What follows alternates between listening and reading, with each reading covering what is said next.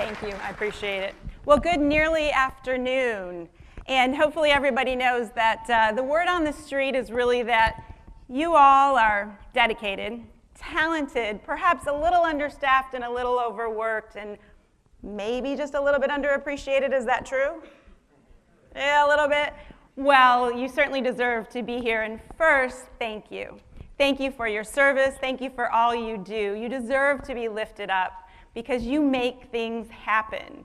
You really do. And when I was thinking about the honor of coming here to speak, it reminded me of what does inspire us.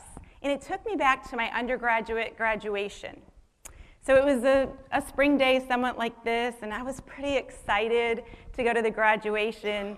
And I thought, wow, who am I going to hear from? And I looked and I saw that it was Lawrence Kasdan who was going to do the keynote address. And I thought, who? Lawrence Kasdan? Are there any Star Wars fans out here? Because you might know who that is. But I thought, who is that? And what am I going to learn? And you might have thought that when you heard my name and you found out I was going to speak today. You might have thought, who's Debbie Lundberg? And what am I going to hear? And that's okay. So the point of the story of Lawrence Kasdan is he was asked to speak at the University of Michigan because in the 80s, long before his Star Wars writing credits and awards, yeah, the 80s, he wrote a book and directed a movie called The Big Chill. And it was all about the folks from University of Michigan who were his wingmen, so to speak, how he went through life and what happened through school and afterwards. And what he said that day, I took to heart and really thought about what he said. It was so simple and so powerful. He said, go, live fully, participate, pay attention to people and things. And I sat there in the big house and felt like he was talking only to me. And when I realized that what he said made so much sense, I followed it. And you know what? Before I delivered my very first commencement address, I wrote him. And I thought, this ought to be interesting, see what happens. But I wrote him to tell him that decades before, he impacted me and influenced me with that. And before I delivered my second commencement address, he wrote me back and said, thank you for letting me know how that impacted you. So I'm not here to tell you that the few minutes I have with you will necessarily change your life in the same way that Lawrence Kasdan did for me. But I'll tell you that I hope the words that are shared today with all of these terrific speakers shift you in some way. They positively impact your path and make a difference for you today and beyond. And what a great time it is to get to spend with you what I call you magnificent you. There are 5 things that are wonderful to share with you, and it's the perfect amount of time. You matter, you make a difference, you make mistakes, you make memories, and you make choices. So, number 1, you matter. Please know that not taking anything away from your service, because I appreciate it. Thank you for all of you for your service. Not taking anything away from that. You are now and always will be more than what you do. You are now and will always be more than your rank. You're you. You're a person. You're a brother, you're a sister, you're a friend, you're a mother, you're a father, you're a spouse, you're a partner, you're a colleague, and you matter. And when you realize that it goes beyond that, and it always will, it dawns on us at some point that everybody matters. And when we keep that in our minds and our hearts and our words and our actions, then we introduce, meet, and walk through life with others with that mattering in mind. I'm thrilled to get to be have been an honorary commander and now on the advisory board for the 927th Air Refueling Wing. Anybody out there from the 927th? Woohoo, big shout out. All right. So it is an honor, and I love the fact that we learn so much in all of the opportunities right here sometimes in this theater on commander calls. And I remember the thought of colonels and generals saying to us and in educating us, and perhaps some of you, that reminder that says the person who fills out the paperwork is just as important as the person who services the plane. And that person who services the plane is just as important as the person who flies the aircraft. So it's not about someone being more important. It's that everyone's important, and that's what matters. So, number 2, you make a difference. Oh, you do. The way you interact with people, the thoughts you have, the things you share, the way you engage and invite people or don't, it makes a difference. And as we go through deciding how we're going to engage with people, whether we do it consciously or not, it's all about how are we impacting people and the difference that we can make with that glance, with that smile, with the way that we interact. And when I think about making a difference, it's funny because getting to be an author and delivering commencements and keynotes throughout the country, it's part of what I do on a regular basis. But let's face it, that certainly wasn't always the case. My very first professional presentation came at the close of a summer from being an intern. I had all my data ready. I mean, our former presenter may have been proud of me. I had all of the things that were ready. And when I got done with it, I sheepishly went up to the only woman who was in the room, the person who I looked up to, admired, and I really considered her a mentor. And I said to her, "So, how'd I do?" And she said flatly, "I don't know, because it's so hard to listen to you because you look so young and your voice is so squeaky." And she walked away. Can you imagine? And I left. That was my last day at that job. I left and went back to school, and I found myself, like you hear in so many of these very vulnerable and wonderful talks you've heard, feeling not enough. And I thought, I'm not going to raise my hand in class anymore. Maybe other people think that I'm just too young and squeaky. And it really started to change the way that I looked at myself, and it made me feel different. But then I thought, wait a minute. I don't want to feel this way. I want to feel different from this.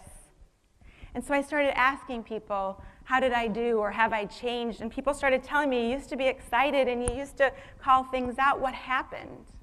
And I decided that I was going to seek out different things. And so I did, and found those people, like you heard earlier, those 5 people, those 6 people, and I started saying things differently and looking at things differently. And you know what? In the end, yes, she made a difference, that woman who told me that. But all the others, it wasn't the negative, it was the positive difference that they made. And so while they both had that impact and that difference, they both allowed me to be stronger. So knowing that this idea of you make a difference, it does lift you up. Let it. Number 3, you make mistakes. Anybody made a mistake in here? Did anybody have anything go wrong this week? Shoot, you could have had something go wrong this morning, right? But the thing is we make these mistakes, but we are not the sum of all our mistakes. We are this accumulation of all of our attempts and all the things we learn from these mistakes and these challenges that we have. That's bigger than what we have done incorrectly. So the real question that we can ask ourselves and all of those who you're around is, when we do make a mistake, are we focused on the error, or are we focused on how to make it right, what we've gained from it, and minimally how to not make the same mistake again, right? So yes, we make mistakes. I can tell you that working for General Motors, which I did for 14 years, an assignment of mine came before there were algorithms for mapping, before there were all these programs for how to get from here to there. There was life before Google and Google Maps, by the way. Life before the internet. And I had this assignment. I wasn't a logistics major, but I had this assignment to take this huge map of the United States and to plot these distances for delivering parts to General Motors car dealerships. So I was so excited about it. I mean, I just jumped in. I was diligent. I even finished it quickly. I had all these push pins and all of these things. As you can imagine, I was thrilled. We launched these new routes, and it didn't take long, and here it came. No, not the accolades that I was expecting from being such a genius with this, but instead, all these transportation costs that just skyrocketed. I mean, it was crazy. Things weren't getting places on time. The dollars that were being spent were outrageous. People were not happy at all. And so I went to figure out what the problem was, but I couldn't figure it out. So I'm going over everything, and I went to my supervisor, Ed Kurzakowski, and I said, can you please come in here and look at this with me? So I took him into this room where I had everything, and I'm showing him everything, my East Coast, my West Coast. He says, walk over to the East Coast, please. He's just calm, drinking his coffee. So I walked over to the East Coast, and I was showing him everything, and he said, tell me a little bit more about how you have that laid out. And I said, oh, here's Bethpage, and here's Philadelphia, and here are these others. And I said, and here's Portland. I had all these pins right there. And he had that coffee, and he said, calmly, in a pretty soft but confident voice, he said, Deb, just so you know, Portland, at least within General Motors, is in Oregon. So I was bouncing things from Maine over to Oregon and back, and I was sending things from the East Coast to the West Coast. No wonder people were upset, and things weren't getting there on time. I thought I'd be fired. I thought, well, here we go. This isn't going to work. So I told him I would quietly and quickly pack up my things, and he said, no, you will not. I thought, uh-oh, what's now? And he said, you know what? He said, you're not going to leave, you're going to stay. And when you stay, you're going to do two things. You're going to correct these errors, and it's all going to work out. He said, and the second thing is, you will never make that same mistake again. So as predicted, I fixed the errors. I figured out that there were a couple of Portlands there, and it was a little bit humiliating, but a lot of learning there, and that mistake really allowed me to grow. So know that when you make these mistakes, they will ultimately lift you up. So number 4, you make memories. And as we think about the memories that we have, are we really living through what we're experiencing? You know, this is a memory right now, the very first LIFTx. There's this memory of what you're having happen today. You're already successful, and you're going to have so many more memories before your service is done. So I challenge you, are you going through them and checking the box? Are they blips and just blurs of what you're doing to get through things? Or are you really, truly present? Because sometimes it seems like if we don't post it or share it, it didn't really happen. When in reality, our mind and our heart, this is where our memories can live, and that's got to be enough for us. It really is being present and being in that experience is memory making and memorable, because at this point, it's different. So my grandmother is 95 years old, and I get to see her. Notice, get to. I don't have to. It's not that I should, but I get to see her a couple of times a month. And it's not the easiest path to get there. She lives about an hour away, and the residents where she lives love our rescue labs. So it's taking dogs there and getting through it. But after that hustle to get there, to walk in and see her face, and to see the other residents, and to have that engagement where they're really just enjoying. And it's not about proving that we did anything, it's about the experience of being together. Wow, what a memory we get to make. And so as I leave and go back through that process, it inspires to make more memories in the upcoming weeks and let being present be truly enough, because those are that story that we have. Now, number 5, you make choices. You chose to serve our country, thank you. You chose to join the branch of the military you did, and I know a lot of you are Air Force, so thank you. And even when we feel like we don't necessarily have a choice, we do, because it's right there in front of us. And when we think about the choices that we have and the choices that we make, how does that play out long term? Are we making the choices to serve now, to serve in the future, or a combination of those? As we make these choices, I think about, I chose to go away to school when less than 5 people left my hometown to go away to school, but I loved that. It was so much fun. I chose to work in a male-dominated industry for 14 years and head up legal and product delegation for the United States, Puerto Rico, Virgin Islands, not as a lawyer. You know, I chose to make a couple hundred skydives. I chose to, with the support of my husband, leave it all to retire at 34 and start a business on the cusp of a recession and have a ball doing it. So yes, we make these choices. And so what I encourage you with these choices I'll share for you is think about how they can not only make you the best military personnel you can be, but make you the best person you can possibly be. So first, choose happiness. People will try to squash it down, come with negativity, bring ideas that aren't worthwhile, tell you that it's silly, laugh at your smile, or snarl at your joke. But you know what? Let that be on them. And for you, choose happiness anyway. The next choice, choose kindness. Because kindness, there's a special thing about a person who is good, who knows about other people and sees every person for who they are. There's a door that's held open, there's a hand that's held tight. There's something magical when somebody does something for no other reason because it feels good and they know it'll feel good for you. So if people don't see it, don't appreciate it, and don't even ever say thank you, choose kindness anyway. And then choose integrity. Integrity can seem so vast. It can seem like, oh my gosh, how do I do everything right? And sometimes people will try to get you off that north point of that compass that you have. They may tempt you to change and go against your beliefs or your morals or your values. But when that happens, even if you think, oh, couldn't I just take the easy way? Couldn't I take the shortcut? Look yourself in the mirror, face yourself, and choose integrity anyway.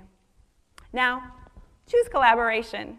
That one might sound a little strange. Notice I didn't say competition. I didn't say compromise, but collaboration.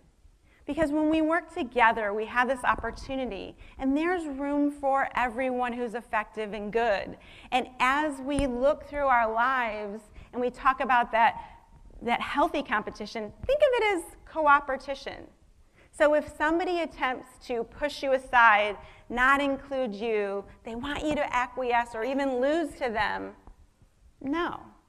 Take a look, work together, and choose collaboration anyway. So next, choose forgiveness.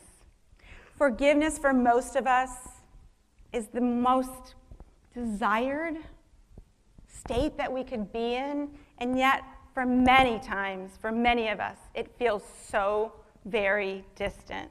Because forgiveness is one of those things that we hear so many ideas on, so many thoughts. Let it go, get over it. But forgiveness is something that we think about. It takes two to tango, but it only takes one to hate. It also only takes one to forgive. It's not about both. It's about, are you really doing anything to that person if you don't forgive them and keep them at a distance? Not really. What you're doing is you're not empowering yourself to have the freedom to move forward. So even when somebody seems absolutely unacceptable, undesirable, unrelenting, and unforgiving themselves, even at those sad, difficult times when that person is you, please choose forgiveness anyway. Now, choose generosity.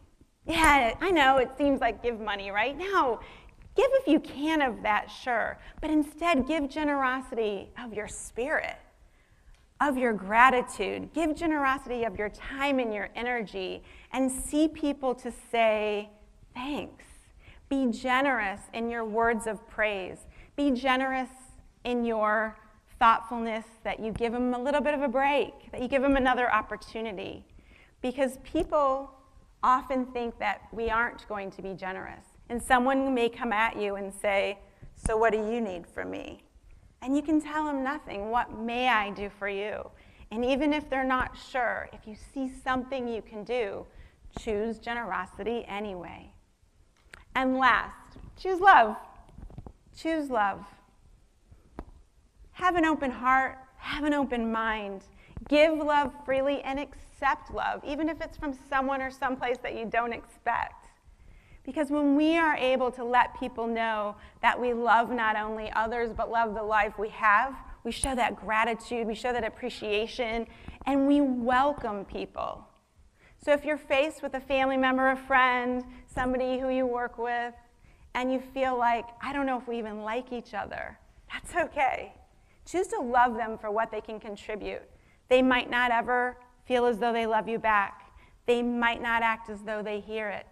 They may never say, I love you too. But anyway, when you have that, please choose love anyway. So we have all of these things. You matter, you make a difference, you make mistakes, you make memories, and you make choices. And absolutely you are the magnificent you have, that you are, that you'll become. As a recovered perfectionist, please know that if you're thinking but, and you think, oh, but that's so good because I want it to be perfect. Remember that perfectionists live in two states, satisfied and disappointed. And they rarely get the opportunity for joy and surprise and, hey, that spontaneity, because it wasn't there. And so if you allow yourself to be a little bit less than perfect, then you can remember that how you present is, in fact, how you are remembered.